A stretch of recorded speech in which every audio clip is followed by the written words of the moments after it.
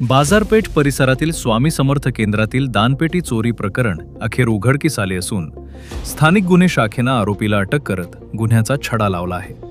29 मे 2026 रोजी अज्ञात चोरट्यांनी स्वामी समर्थ केंद्रातील लोखंडी दानपेटी आणि त्यातील सुमारे 15,000 रुपयांची रोकड लंपास केली होती। या घटनेनंतर ओझर पोलीस ठाण्यात गुन्हा दाखल करण्यात आला होता। त्यानंतर स्थानिक गुन्हे शाखेने तांत्रिक पुरावे आणि गोपनीय माहितीच्या आधारे तपासाची चक्र वेगानं फिरवली आणि संशयित ओंकार देविदास जाधव याला ताब्यात घेतले। चौकशी दरम्यान आरोपीनं एका विधी संघर्षित बालकाच्या मदतीनं चोरी केल्याची कबुली दिली।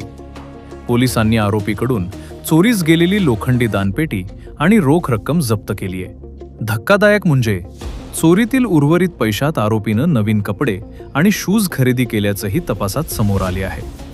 सध्या आरोपीला पुढील कारवाईसाठी ओझर पोलिसांच्या ताब्यात देण्यात आले असून या प्रकरणाचा अधिक तपास सुरू आहे। ओझरमधील ही कारवाई पुन्हा एकदा स्थानिक गुन्हे शाखेच्या सतर्कतेची आणि जलद तपासाची साक्ष देणारी ठरली आहे।